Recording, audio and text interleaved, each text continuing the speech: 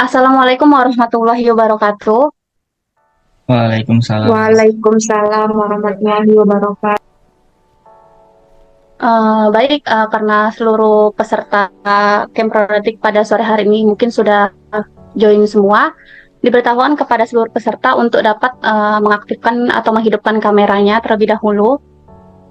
Baik, sambil menunggu para peserta untuk mengaktifkan kameranya, diminta juga kepada para peserta untuk dapat melakukan registrasi terlebih dahulu.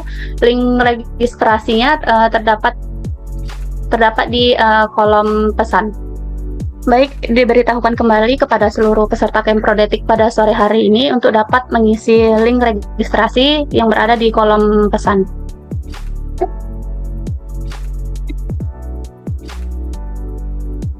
Baik, sambil menunggu proses registrasi berjalan, langsung saja kita akan melakukan proses dokumentasi. Untuk proses dokumentasi, saya berikan kepada Husna. Kepada Husna dipersilahkan. Baik, izin kita mulai sesi dokumentasinya ya. Peserta semuanya diharapkan on cam dan menggunakan virtual background.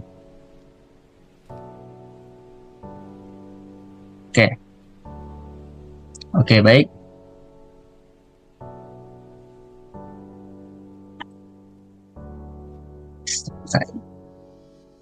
Oke, baik. Dalam hitungan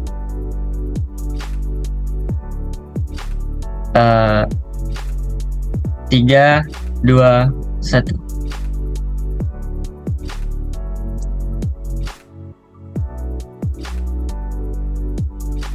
Sekali lagi. 3, 2, 1. Oke, baik. Terima kasih.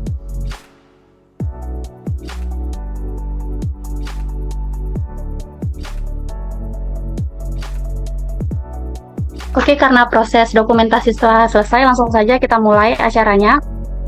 Saya ucapkan selamat datang kepada seluruh peserta Kemprodetik, yaitu Camp Pemrograman dan Data Analitik Machine Learning Ramadan 1 pada sore hari ini.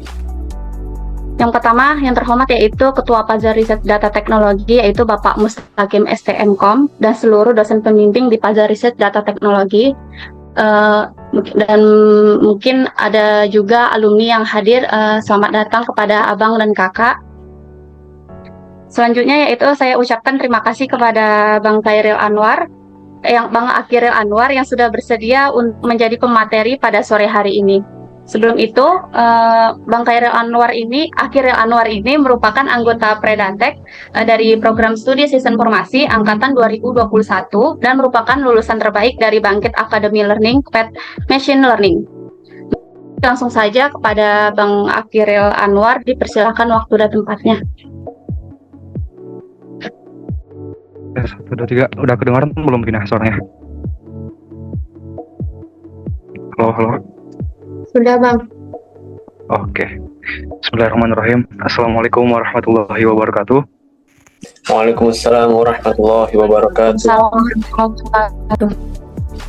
Baik, sebelumnya terima kasih kepada MC Bina Wulandari dan juga kepada para panitia yang sudah mempersiapkan acara ini dari jauh-jauh hari ya, sehingga kita dapat bertemu lewat Zoom Conference untuk belajar bersama. Nah, sebelumnya izinkan memperkenalkan diri lagi. Saya Akhiril Anwar dari angkatan 2020 ya, bukan 2021. Nah, di sini saya sebagai pemateri pertama untuk acara Kemprodetik Machine Learning Ramadan. Sebelumnya saya ucapkan terima kasih juga kepada Bapak Mustaqim STMkom selaku Ketua Pajak Research Data dan Teknologi, juga kepada para alumni yang sudah bergabung. Selamat datang Bang dan Kakak semuanya. Jadi pada hari ini kita konsepnya saya bukan mengajari ya, menggurui, tapi belajar bersama. Kali ini topiknya adalah tentang deep learning. Jadi untuk tidak memperpanjang waktu, saya izin share screen terlebih dahulu.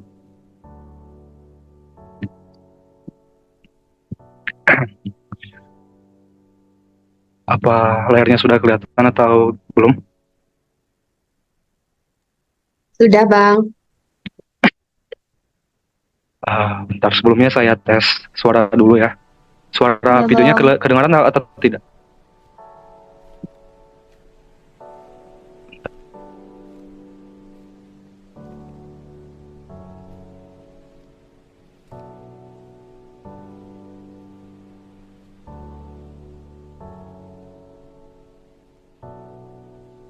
artificial intelligence. Artificial intelligence is a technique that Oke, harusnya suaranya udah kedengaran ya.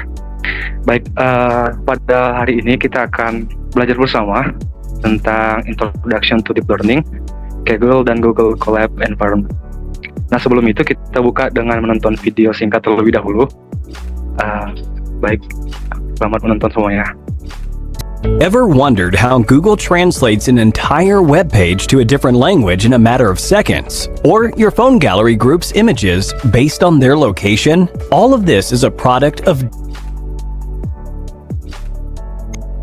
Ever wondered how Google translates an entire web page to a different language in a matter of seconds? Or your phone gallery groups images based on their location? All of this is a product of deep learning.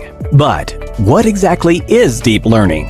Deep learning is a subset of machine learning, which in turn is a subset of artificial intelligence. Artificial intelligence is a technique that enables a machine to mimic human behavior. Machine learning is a technique to achieve AI through algorithms trained with data. And finally, deep learning is a type of machine learning inspired by the structure of the human brain. In terms of deep learning, this structure is called an artificial neural network. Let's understand deep learning better and how it's different from machine learning. Say we create a machine that could differentiate between tomatoes and cherries. If done using machine learning, we'd have to tell the machine the features based on which the two can be differentiated. These features could be the size and the type of stem on them. With deep learning, on the other hand, the features are picked out by the neural network without human intervention. Of course, that kind of independence comes at the cost of having a much higher volume of data to train our machine. Now, let's dive into the working of neural networks. Here, we have 3 students. Each of them write down the digit 9 on a piece of paper. Notably, they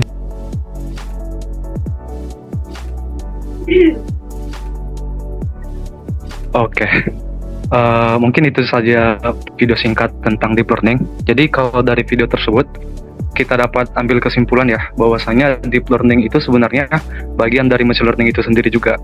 Nah, mungkin teman-teman di sini juga sudah pada familiar ya dengan machine learning. Nah, konsep deep learning ini sebenarnya hampir semua algoritma sebenarnya, bukan hanya deep learning, itu terinspirasi dari benda-benda di sekitar kita gitu. Bukan hanya deep learning. Nah, deep learning ini sendiri terinspirasi dari otak manusia, di mana pada otak manusia ada terdapat yang namanya neuron. Nah, ini adalah konsep yang diambil dari algoritma deep learning. Nah, kalau misalnya kita berbicara tentang perbedaan machine learning dan deep learning, itu terletak pada cara algoritmanya bekerja. Nah, kalau misalnya kita lihat dari gambar yang ada pada layar, ini algoritma machine learning secara konvensional itu bekerja dengan cara, misalnya nih, kita ingin mengklasifikasikan antara buah apel dan buah jeruk. Nah, ini cara kerja dari machine learning ini dengan cara mengekstraksi fiturnya, kemudian melakukan klasifikasi. Nah, sedangkan pada deep learning ini dilakukan secara sekaligus atau secara langsung gitu. Nah, ini adalah contoh lainnya. Misalnya nih, kita ingin mendefinisikan apel itu ciri-cirinya seperti apa sih gitu. Misalnya kalau apel, kita definisikan warnanya merah, ada yang hijau, kemudian bentuknya pasti bulat gitu. Kemudian teksturnya ada yang halus, kemudian ukurannya ada yang besar, ada yang sedang. Nah, misalnya jika tipe atau ciri-ciri datanya seperti ini, maka kita klasifikasikan sebagai apel. Nah, misalnya nih, kalau misalnya bentuknya lonjong, terus warnanya kuning, pasti kelasnya adalah jeruk gitu. Nah, misalnya ada data baru nih, misalnya bentuknya segitiga gitu. Itu kelasnya apa? Nah, kalau di machine learning mungkin kita tidak bisa mengklasifikasikannya ke dalam satu kelas gitu karena akan misklasifikasi gitu. Nah, ini adalah salah satu kelemahan dari machine learning. Nah, bisa kita atasi dengan algoritma deep learning. Ketika ada data-data yang tidak sebelumnya ada, jadi kita bisa tetap generalisis ke kelas yang benar gitu. Kemudian kalau misalnya kita berbicara mengenai secara istilah gitu, machine learning itu masuknya kemana sih? Nah, machine learning itu masuknya tetap ke AI, tapi tidak semua machine learning itu deep learning. Sedangkan deep learning sudah pasti machine learning gitu. Kemudian machine learning ini cocok untuk kita gunakan kepada data yang kecil. Sedangkan deep learning bisa kita gunakan untuk mengelola data yang besar gitu. Nah, yang jadi pertanyaan, apakah bisa kalau misalnya data kita itu kecil, tapi kita pakai deep learning gitu? Sebenarnya bisa saja, cuman yang jadi bukan problem sih, cuman yang jadi konflik adalah itu sumber daya yang kita gunakan terlalu besar hanya untuk dataset yang kecil gitu. Kemudian machine learning ini sendiri bisa kita gunakan untuk data terstruktur, contohnya adalah data tabular. Sedangkan untuk deep learning biasa kita gunakan untuk data-data tidak terstruktur, contohnya adalah data gambar. Jadi data gambar, data suara atau mungkin video, cocoknya itu kita olah menggunakan algoritma deep learning. Nah, ini adalah hasil research yang menunjukkan bahwasanya semakin besar data itu ternyata performa dari deep learning dan machine learning itu berbeda. Pada deep learning itu semakin besar datanya performanya semakin baik, sedangkan pada machine learning itu justru terbalik, semakin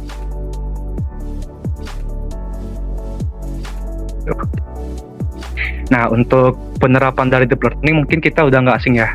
Mungkin kalau untuk deep learning sudah sering kita pakai juga gitu. Contohnya adalah untuk chatbot. Misalnya kita ingin bertanya kepada customer support itu biasanya bukan manusia real lagi gitu, tapi sudah banyak yang digantikan dengan AI atau chatbot. Kemudian untuk bagian atau bidang medis itu biasanya kita gunakan untuk seperti pada gambar itu deteksi atau prediksi MRI. Jadi kalau misalnya kita scan MRI gitu, itu nggak bisa dibaca oleh dokter secara langsung gitu karena mungkin terlalu complicated kali ya.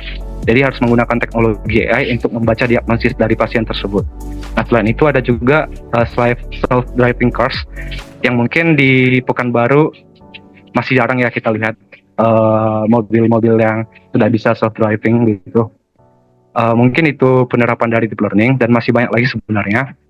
Nah, dari beberapa algoritma deep learning diantaranya adalah salah satunya CNN atau yang sering kita sebut Convolutional Neural Network. Kemudian ada juga RNN atau Recurrent Neural Network, dan juga ada LSTM dan SOM. Nah, ini adalah contoh-contoh dari beberapa algoritma deep learning yang biasa kita gunakan. Kemudian untuk pembahasan kali ini kita akan fokus ke satu algoritma saja, yaitu algoritma CNN. Nah, kalau kita berbicara CNN, adapun arsitekturnya adalah sebagai berikut, di mana itu arsitekturnya ada sebenarnya ada terdiri dari 3 lapisan ya. Ada pertama lapisan kita sebut inputnya, kemudian ada hidden layers, kemudian ada klasifikasinya. Untuk lebih jelasnya mungkin ini istilah-istilah yang cukup sulit ya untuk dibahas dalam satu pertemuan. Cuman secara ringkasnya adalah seperti berikut, bisa dibaca pada layar. Nanti PPT-nya juga akan dikasih oleh panitia. Mungkin kita akan lebih fokus nantinya ke codingannya langsung di hands-on, akan lebih kita pelajari bersama. Nah, di sini ada beberapa tips nih untuk melakukan training model. Nah, kalau misalnya nih training model kita akurasinya kurang bagus, langkah apa sih yang kita perlu lakukan gitu? Karena dalam permasalahan pemodelan deep learning itu banyak kasus terjadinya overfitting. Overfitting itu adalah kondisi ketika akurasi datanya bagus, tapi validation akurasinya buruk gitu. Ada juga kasus satu lagi yang namanya underfitting. Nah, underfitting ini kedua kondisinya sama-sama buruk, baik akurasinya maupun validation akurasinya. Nah, cara mencegahnya bagaimana? Nah, ini ada beberapa tips. Yang pertama adalah merubah arsitektur dari algoritma yang kita gunakan. Nah, kalau di CNN, merubah arsitekturnya bisa kita gunakan dengan cara menambahkan layer contohnya. Kemudian bisa juga kita lakukan dengan menambahkan dense layer dan juga merubah aktivasinya. Jadi pada CNN ini ada beberapa aktivasi seperti aktivasi ReLU ataupun sigmoid gitu untuk klasifikasi biner. Tunggu sebentar ya.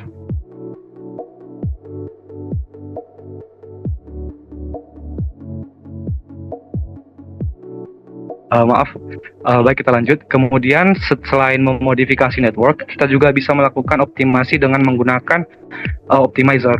Nah, di CNN atau di algoritma deep learning itu kita bisa menggunakan beberapa optimizer. Nanti ada kayak RMS Probe, ADAM, SGD dan lain sebagainya. Nah, nanti akan kita bahas lebih lanjut. Nah, selain itu untuk mencegah overfitting tadi atau kondisi ketika validasi akurasinya rendah tapi akurasinya tinggi gitu, nah, bisa kita gunakan dengan metode dropout. Nah, metode dropout ini adalah kita mengurangi informasi-informasi yang diserap oleh algoritmanya, modelnya, sehingga tidak terlalu baik dalam memodelkan algoritma tersebut. Karena kalau terlalu baik itu yang jadinya nanti akan overfitting gitu. Kemudian kita lakukan augmentasi data. Nah, augmentasi data ini contohnya adalah ketika kita memiliki 100 data gitu. Nah, dari 100 data itu ternyata ada beberapa data yang belum pernah dilihat oleh modelnya gitu. Misalnya kita ingin mengklasifikasikan data yang baru gitu. Nah, makanya kita lakukan augmentasi data agar algoritmanya tetap dapat mengenali apa yang kita masukkan gitu.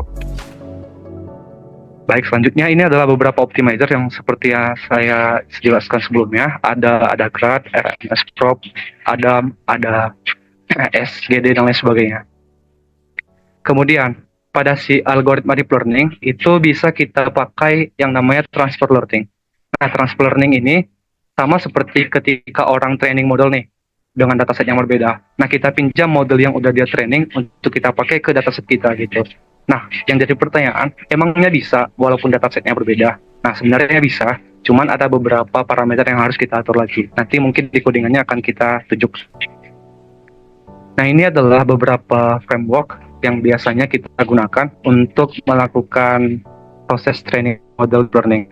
Kalau misalnya di web development ya, ada framework juga gitu, kayak Laravel, CI gitu. Nah, di deep learning atau data science khususnya, kita juga punya library gitu atau framework. Yang populer saat ini ada namanya TensorFlow, Keras, dan PyTorch. Nah, untuk saat ini kita akan menggunakan TensorFlow karena lebih familiar di TensorFlow sebenarnya daripada PyTorch. Nah, untuk data science tools, nah setelah kita punya nih alat-alat untuk melakukan proses training deep learning, kemudian kita juga butuh alat untuk melakukan proses trainingnya. Nah, ini ada beberapa tools yang sering digunakan. Yang pertama adalah Anaconda. Nah, Anaconda ini biasanya langsung di komputer atau laptop yang kita punya, bukan secara cloud gitu, tapi langsung ke komputer kita. Jadi yang ngelola itu nanti prosesor dari laptop kita gitu. Nah, misalnya teman-teman punya prosesor laptop yang kurang memadai, makanya ada tips lain yaitu menggunakan Google Colab yang mungkin juga sudah sering kita gunakan ya di kampus. Nah, selain Google Colab juga ada yang namanya Kaggle. Nah, Kaggle ini selain sebenarnya sama-sama milik Google juga ya, antara Google Colab dan Kaggle sama-sama produk Google. Cuman bedanya Kaggle ini memiliki fitur-fitur yang tidak dimiliki oleh Google Colab. Nanti akan kita bahas lebih lanjut ya. Mungkin untuk tidak memperpanjang waktu, kita lebih dalami di codingannya aja ya. Saya coba buka codingannya dulu.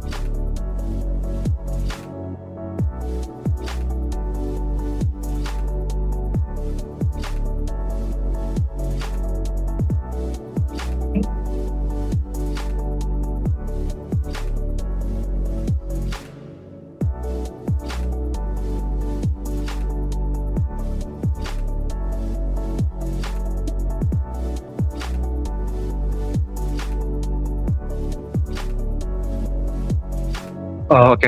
Jadi ini adalah codingan dari salah satu contoh deep learning, yaitu menggunakan CNN. Jadi di sini saya menggunakan dataset dari Kaggle. Tapi sebelum itu kita introduction to Kaggle dulu ya. Baik. Ini.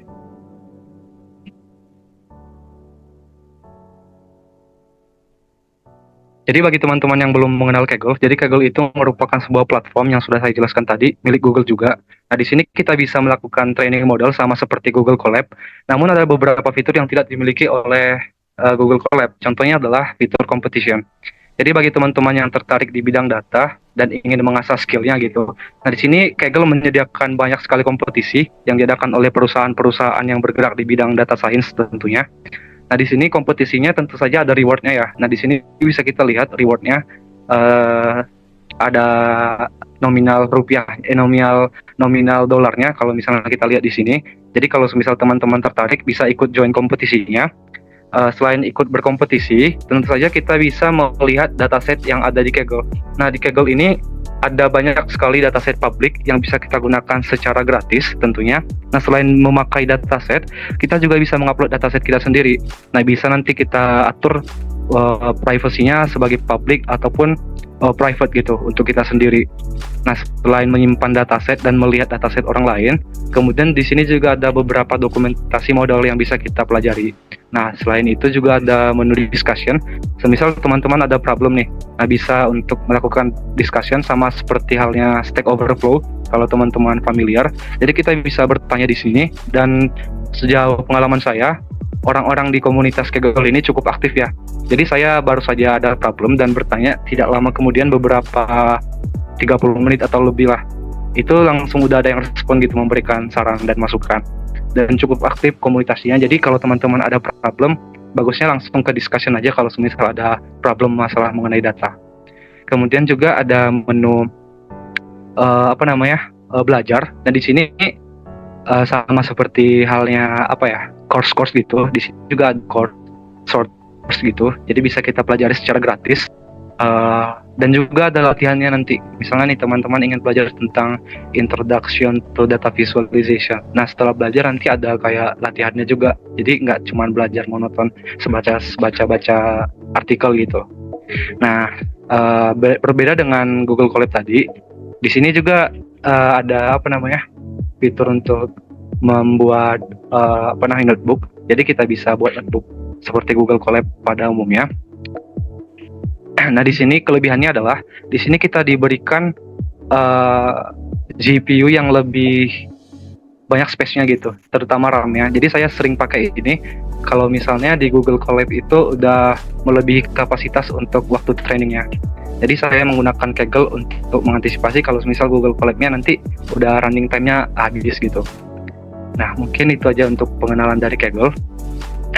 Nah, untuk dataset yang kita gunakan untuk deep learning ini nanti menggunakan dataset dari Kaggle. Ini dataset yang kita gunakan. Dataset yang kita gunakan adalah flower recognition. Jadi ada beberapa kelas bunga nanti, tapi nanti yang akan kita gunakan cukup 3 kelas saja, itu Daisy, dan Dandelion, dan Rose. Nanti kita akan menggunakan 3 data ini untuk melakukan klasifikasi. Nah, bagaimana caranya? Cara mengimport data yang ada di Kaggle tanpa harus mengunduhnya gitu. Jadi langsung dari Google Colab-nya bisa kita gunakan. Nah, ini caranya kita install beberapa library. Yang pertama adalah kita install library Kaggle tentunya.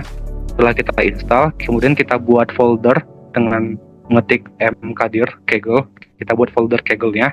Kemudian nantinya kita harus mengunduh format JSON-nya dulu. Nah, caranya adalah ketika teman-teman sudah punya akun, itu teman-teman bisa nanti teman-teman bisa masuk ke menu profile dulu di sini. Nanti ini ada ratanya dengan tugas kita ya, jadi kalau bisa diingat-ingat gitu. Nah, di sini ada menu profile, ada menu setting. Nah, di sini teman-teman create new token. Nanti setelah teman-teman create new token akan muncul sebuah pop-up untuk mendownload file berupa JSON gitu. Nanti kalau format file JSON-nya sudah terdownload, kemudian kita upload ke Kaggle-nya, ke Google Colab-nya. Nah, kemudian setelah kita upload, kemudian kita pindahkan, kita copy ke folder Kaggle yang sudah kita buat. Nah, setelah kita pindahkan atau kita copy ke folder Kaggle yang sudah kita buat tadi,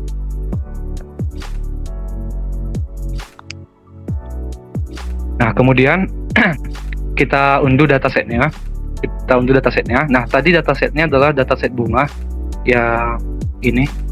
Nah, cara mengunduh datasetnya adalah dengan mengcopy link yang ini dari sini, dari nama pemiliknya sampai ke nama datasetnya. Kemudian kita tempel ke sini. Nah, setelah sudah ini kan masih dalam bentuk zip ya, nanti masih dalam bentuk zip. Jadi perlu kita unzip dulu. Nah, sini ada beberapa library lagi. Yang pertama adalah library pathtool.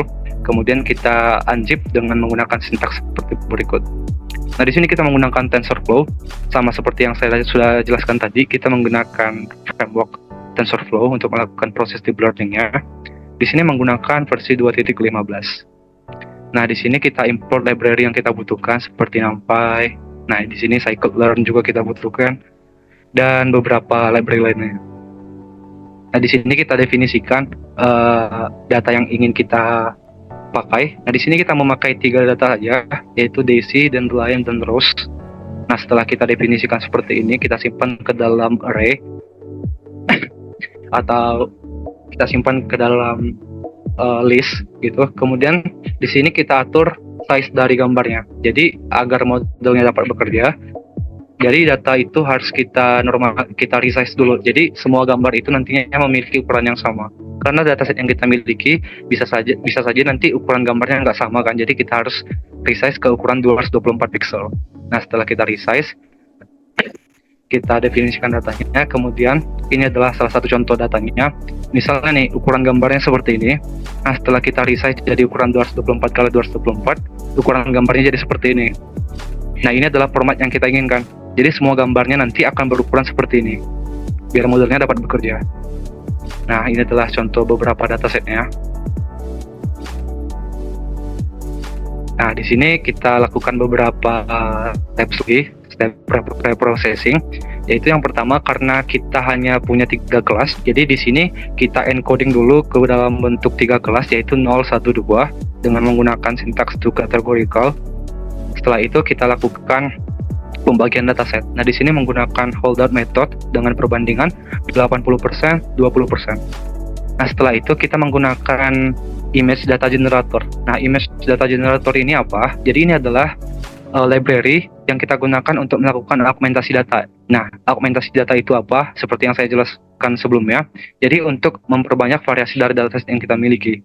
Jadi kalau semisal modelnya belum pernah melihat data yang nantinya akan kita masukkan jadi inputan, itu model tetap dapat memprediksi dengan benar gitu.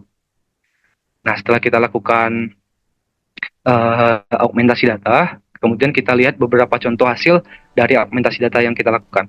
Nah, ini adalah misalnya dataset kita sebelumnya. Nah, setelah dilakukan augmentasi data, datanya berubah jadi seperti berikut. Ada yang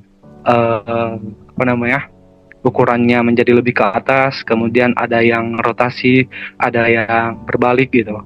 Nah, ini untuk memperkaya variasi dari dataset yang kita miliki.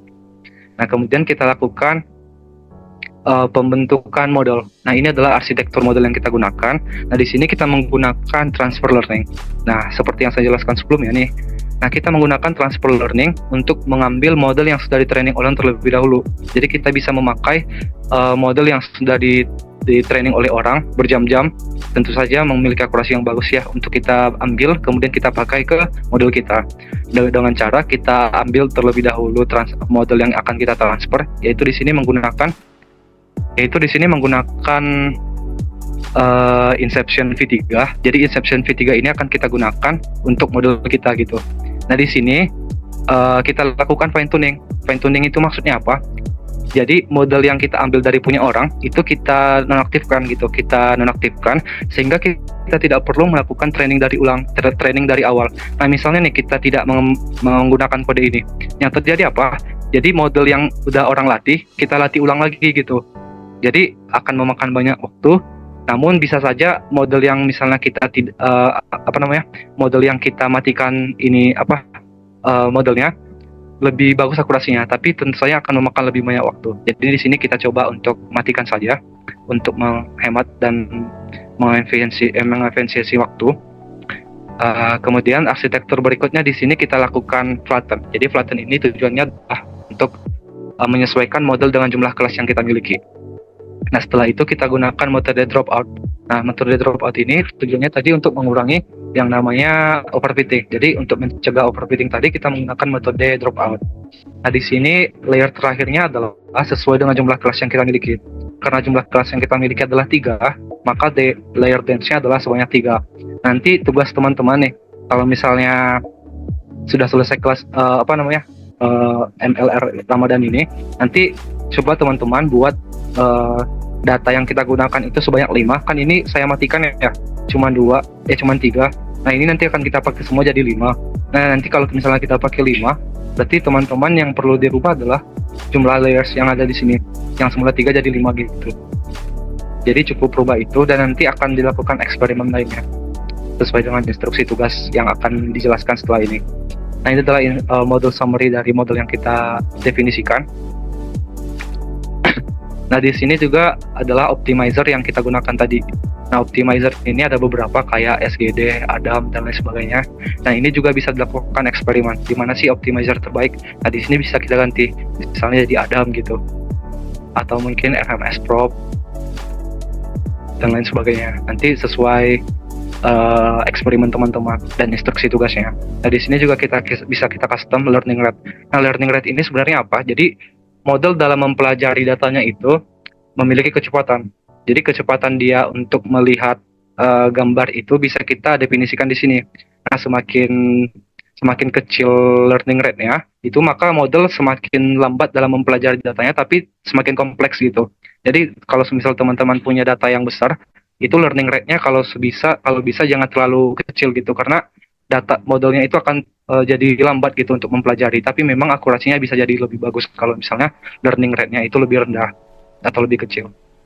Nah, di sini kita menggunakan categorical cross entropy karena kita memiliki 3 kelas data. Nah, kalau misal kita hanya punya 2, itu biasanya kita menggunakan binary cross entropy.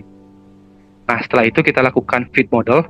Nah, setelah kita definisikan modelnya, kemudian kita lakukan fit model. Nah, di sini saya menggunakan callback. Callback di sini bukan untuk melihat bagaimana proses perkembangan dari akurasi modelnya, tapi lebih ke waktunya. Nanti teman-teman bisa mengkomparasikan antara satu model dan dengan model lain, itu lebih cepat mana trainingnya gitu. Nah, di sini makanya saya menggunakan callbacks. Nah, di sini saya menggunakan 5 epoch. Jadi teman-teman kalau semisal nanti ada latihan, itu bisa menggunakan epochnya lebih banyak, bisa 10 atau lebih gitu untuk memperoleh akurasi yang lebih bagus. Nah, ini adalah proses trainingnya. Di sini menggunakan epoch sebanyak 5. Kemudian akurasinya di sini cukup baik ya.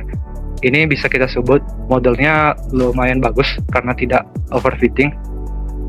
Overfitting itu ketika validation akurasinya lebih kecil daripada akurasinya. Sedangkan di sini akurasinya lebih kecil, sedangkan validation akurasinya lebih bagus gitu. Kemudian kita plot bagaimana sih perjalanan dari modelnya gitu. Nah, ini adalah model loss-nya. Dan ini untuk model akurasinya. Validation-nya lebih tinggi daripada akurasinya.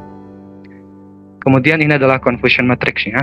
Jadi cara membaca confusion matrix ini adalah data yang benar.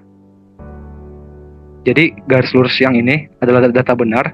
Ini adalah true false, dan ini adalah true negatif. Ini adalah true false, ini adalah false positif. Jadi ini kita bisa lihat ada 140 data yang benar di kelas DC, ada 190 data yang benar di kelas Dandelion, dan ada 139 kelas yang benar di kelas Rose. Jadi dari semua data testing yang udah kita buat, ada 140 untuk DC dan dan berikutnya. Nah, ini adalah classification report. Jadi bisa kita lihat juga akurasinya berapa, kemudian precision, recall, dan advanced score-nya. Karena kalau semisal kita melakukan klasifikasi, itu bukan nggak sah ya, cuman lebih afdol gitu kalau semisal kita juga melihat precisionnya berapa, recall-nya, dan advanced score-nya berapa. Karena kalau hanya berpatok pada akurasi, itu bisa jadi bermasalah gitu dengan advanced score-nya maupun precision dan recall-nya. Jadi harus kita definisikan juga antara precision, recall, dan advanced score. Nah, di sini kita coba lihat dan kita buat deployment sederhana. Nah, nanti codingan ini ketika kita run akan masuk input gambar. Jadi nanti bisa kita input dataset baru untuk memprediksi apakah model kita bisa memprediksi dengan benar atau tidak. Nah, ini tadi saya sudah coba memprediksi gambar baru. Nah, ini saya coba masukkan gambar Dandelions dan ternyata dia benar dengan akurasi kepercayaan sebesar 93,97%. Mungkin itu saja untuk bedah codingnya ya. Nanti codingnya akan saya share ke panitia biar di-share ke teman-teman semua. Ada beberapa hal lagi yang perlu saya sampaikan ya terkait penugasan. Jadi tugasnya adalah nggak susah-susah. Jadi tugasnya kita lakukan adalah ini. Jadi tugasnya adalah kita melakukan 5 eksperimen dengan data yang sama, tapi dengan 5 kelas. Tadi kan 3 kelas ya, Dandelions, Rose, sama satu lagi, Tulips ya. Nah, jadi nanti teman-teman pakai 5 kelas semuanya. Setelah dipakai 5 kelas semuanya, dilakukan 5 percobaan. Nah, 5 percobaannya nanti misalnya nih, di sini saya gunakan percobaan misalnya menggunakan learning rate 0,01, 0,01, 0,001 atau mungkin 0,01 itu contohnya. Atau mungkin bisa dengan menggunakan percobaan misalnya membandingkan optimizer. Nah, di sini saya ingin membandingkan RMS Prop dengan SKD atau mungkin dengan Adam gitu. Nah, setelah teman-teman lakukan yang sedemikian rupa, kemudian nanti kita lihat berapa sih running time yang dibutuhkan, kemudian akurasinya berapa sampai kuasa skornya berapa gitu. Nanti teman-teman buat dalam bentuk tabel, misalnya tabelnya di Word atau di Excel, nanti diimport ke Microsoft Word, kemudian kita lakukan analisis singkat. Misalnya nih, setelah teman-teman buat 5 perbandingan, ternyata RMS Prop itu lebih baik untuk melakukan untuk sebagai optimizer pada data ini gitu. Sedangkan waktu yang lebih cepat ternyata pada SGD, walaupun dia lebih kecil akurasinya, tapi dia lebih cepat gitu untuk running time-nya, contohnya. Nah, nanti codingannya ada 5 codingan, kemudian 5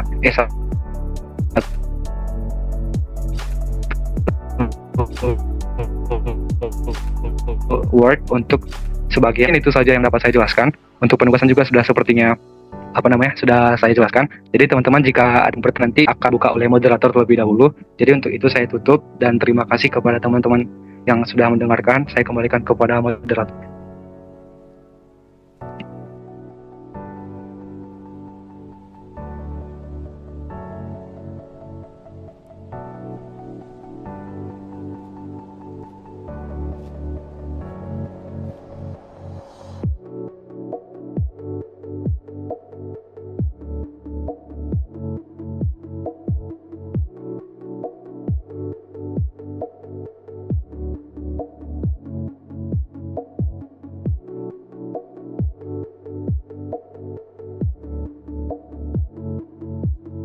Kalau Bina. Baik, terima kasih kepada Bang Akiril Anwar. Semoga ilmu yang diberikan tadi dapat kita pelajari bersama-sama.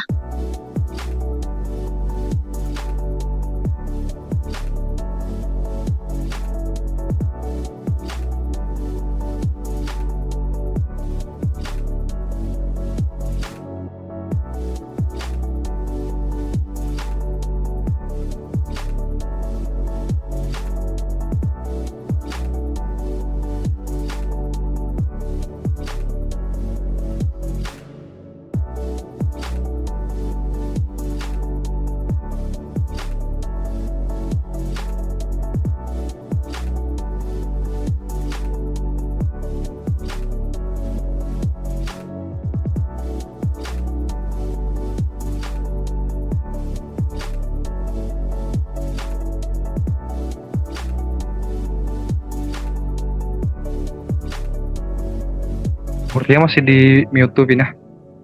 Di unmute dulu. Mohon maaf, ada kendala jaringan di tempat Vina, makanya bolak-balik keluar dari room. Baik, setelah pemaparan materi tadi, langsung saja kita buka sesi tanya-jawab kepada seluruh peserta yang ingin bertanya kepada pemateri, dipersilahkan.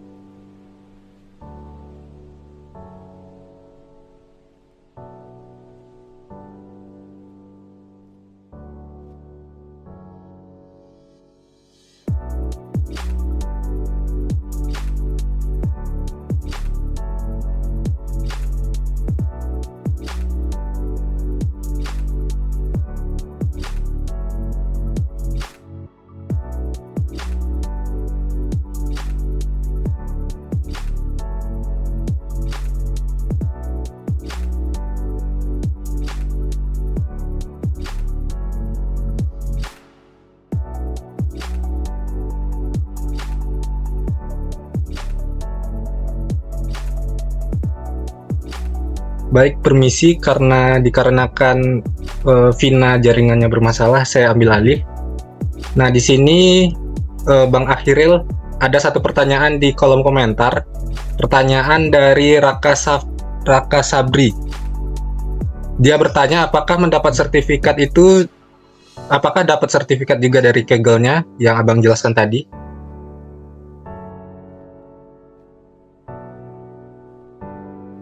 Oh, oke. Langsung dijawab aja ya. Baik, kalau course di Kaggle itu kita ada beberapa yang dapat dan juga ada yang tidak ya. Jadi teman-teman bisa explore, tapi yang pastinya semua course di Kaggle itu pastinya yang free, dan untuk sertifikatnya nanti bisa dilihat berdasarkan info dari masing-masing course-nya saja. Jadi ada beberapa yang dapat juga ada yang tidak dapat gitu. Mungkin itu yang bisa saya jawab, Raka.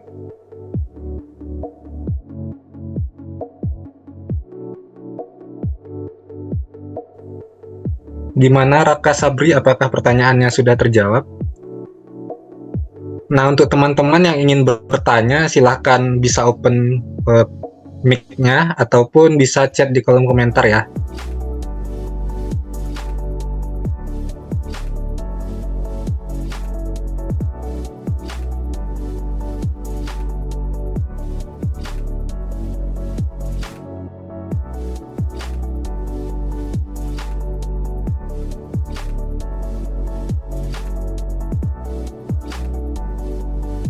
Izin bertanya. Oh ya, silahkan Delphi. Di collab itu kan kalau nggak salah ada bahasa yang tersedianya ada Python dan juga R. Nah, dari bahasa-bahasa itu library apa yang digunakan untuk membuat grafik? Yang grafik tadi, models atau apa tadi? Apakah Matplotlib atau yang lain? Terima kasih. Oke. Baik, saya langsung jawab aja ya. Jadi kalau misalnya kita berbicara di Python ya, sebelumnya maaf kalau di R itu aku belum pernah coba Delphi. Tapi kalau di Python itu untuk visualisasi data memang biasa kita pakai Matplotlib dan juga Seaborn. Nah, perbedaan antara Matplotlib dan Seaborn itu, kalau di Matplotlib itu bisa kita custom. Jadi tampilannya lebih bagus gitu untuk visualisasinya. Nah, kalau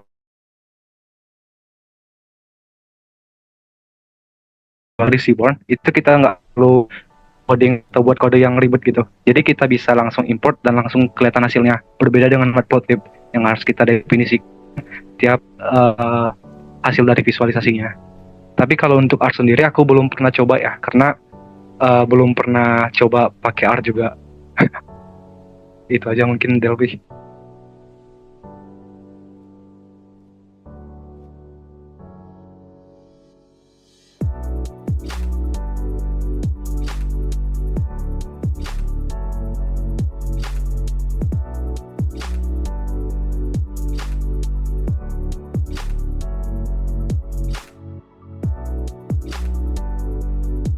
Baik teman-teman, masih ada yang ingin bertanya kepada Akhiril mengenai materi hari ini?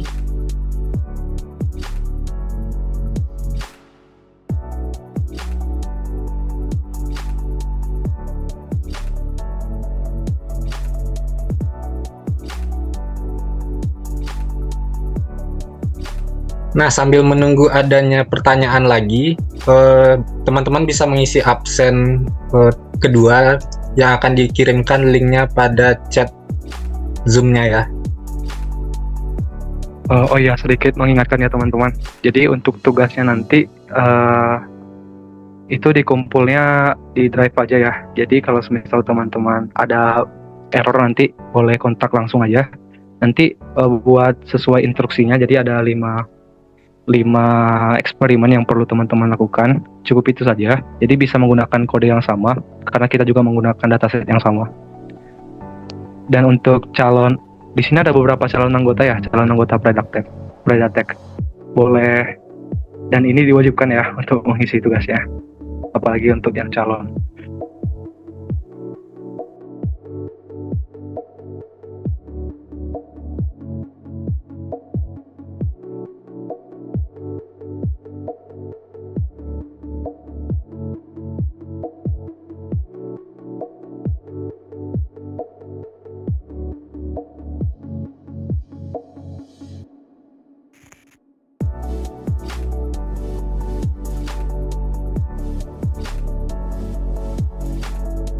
Sepertinya masih belum ada yang bertanya. bertanya. Oh, ada.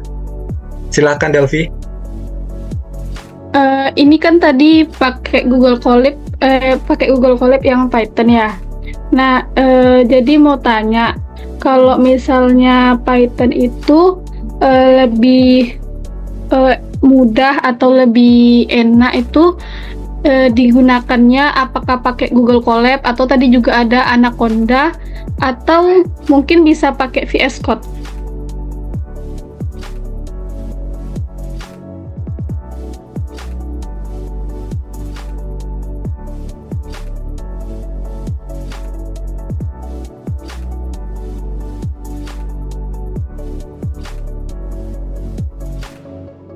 Oke Delvi, terima kasih atas pertanyaannya. Jadi kalau semisal kita punya prosesor yang bagus nih, itu kita bisa menggunakan Anaconda di lokal laptop kita yang bisa mungkin terintegrasi langsung di Visual Code ya. Tapi pada umumnya kita install Anaconda-nya dulu. Nah ini kita bisa gunakan di localhost, di lokal kita. Tapi kelemahannya adalah ketika kita tidak punya prosesor yang bagus atau laptop yang mumpuni gitu. Apalagi untuk deep learning ini sendiri, komputasinya cukup berat. Nah, kebetulan kemarin aku juga udah pernah coba melakukan perbandingan tipis-tipis gitu kan. Nah, ini aku coba di Google Colabs, running time yang dibutuhkan itu hanya 15 menit. Tapi ketika aku coba training di localhost, di lokal, menggunakan Anaconda, itu butuh waktu hampir 3 jam gitu. Nah, ini salah satu contoh perbandingan bagaimana prosesor laptop itu cukup mempengaruhi gitu. Nah, antara Kaggle sama Google Colab sendiri itu sebenarnya sama aja, cuman aku prefer ke Google Colab ke Kaggle. Karena di Kaggle itu kita punya space yang lebih banyak. Jadi kalau misal kita melakukan pelatihan model dan pelatihan modelnya ini memakan banyak RAM, ini RAM yang disediakan di Google Colab dan Kaggle itu berbeda. Di Google Colab kalau nggak salah hanya 12 GB, sedangkan kalau di Kaggle itu kita ada kalau nggak salah ya lebih dari 12 GB atau mungkin sampai 20 GB-an gitu. Nah, jadi kalau semisal ditanya kalau untuk kemudahan, sepertinya sama mudah. Tapi kalau untuk efisiensi, aku prefer ke Kaggle kalau untuk pelatihan model. Mungkin itu aja, Delvi. Oke, makasih Anwar penjelasannya.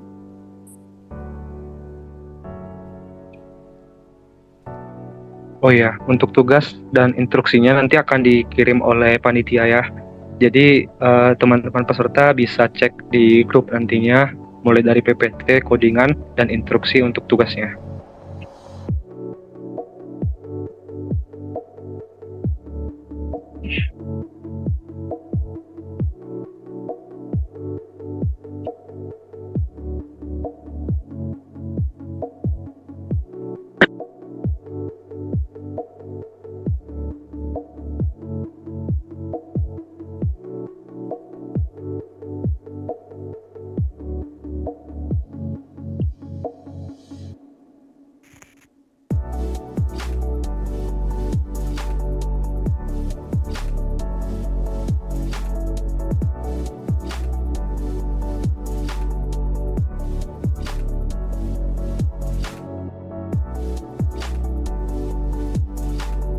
Baik, apakah teman-teman masih ada yang mau bertanya?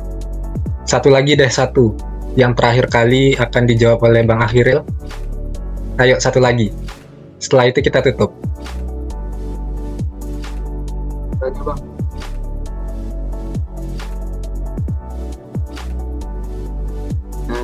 Mau nanya, perkenalkan nama saya Noprian Pratama.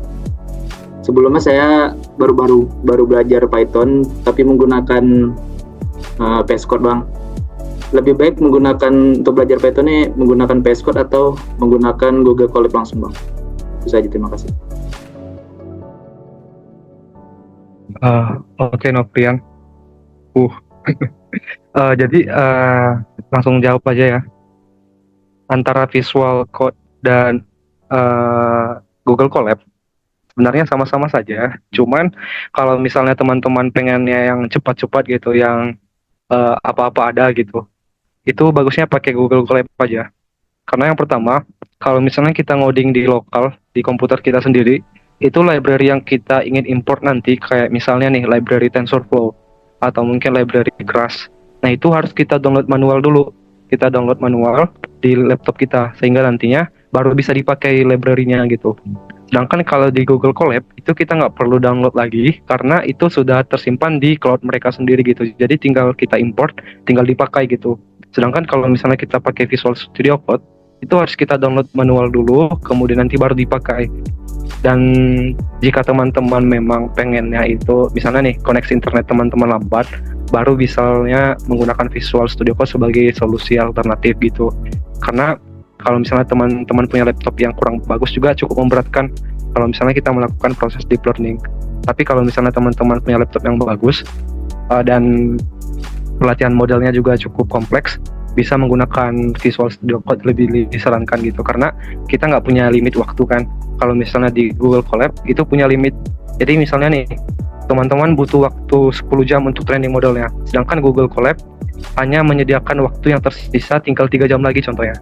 Dan nanti kalau misalnya sudah lewat dari 3 jam, itu tiba-tiba running time-nya bisa keputus sendiri gitu di tengah jalan, padahal belum selesai training model yang teman-teman lakuin gitu. Jadi kalau misalnya punya teman-teman laptopnya bagus, itu boleh pakai Visual Studio Code, atau lebih tepatnya sebenarnya Anaconda gitu kalau untuk training modelnya. Gitu Novrian. Oke, terima kasih Bang Nur. Oke. Baiklah, kiranya sekianlah acara kita pada sore hari ini ya, Bang Akhiril. Tadi materi yang dibawakan sangat menarik, yang mana kita bisa lihat tadi pertama dari deep learning, seputar deep learning, lalu tadi ada pembahasan tentang Kaggle, bahkan ada tadi bahasan dengan menggunakan algoritma CNN, metode CNN pada Google Colab menggunakan Python. Nah, jadi teman-teman sekalian, silahkan nanti kerjakan tugas yang telah diberikan oleh Akhiril, dan juga kirim linknya pada Google Form yang telah dikirimkan pada kolom chat ini.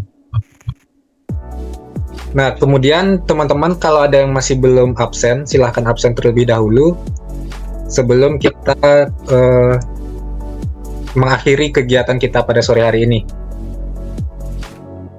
Sebelumnya terima kasih kepada teman-teman yang telah hadir pada acara sore hari ini, yang mana daripada kita tidak mengapa-ngapain, lebih baik kita belajar sambil menunggu azan maghrib tiba gitu kan.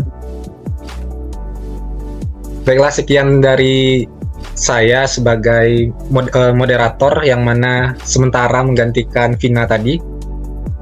Semoga ilmu yang kita dapatkan pada sore hari ini bisa bermanfaat dan bisa menambah ilmu kita dalam bidang data dan machine learning. Sekian dari saya. Wabillahi taufiq wal hidayah. Wassalamualaikum warahmatullahi wabarakatuh. Lewat 19. Waalaikumsalam warahmatullahi wabarakatuh. Thank you Vicky.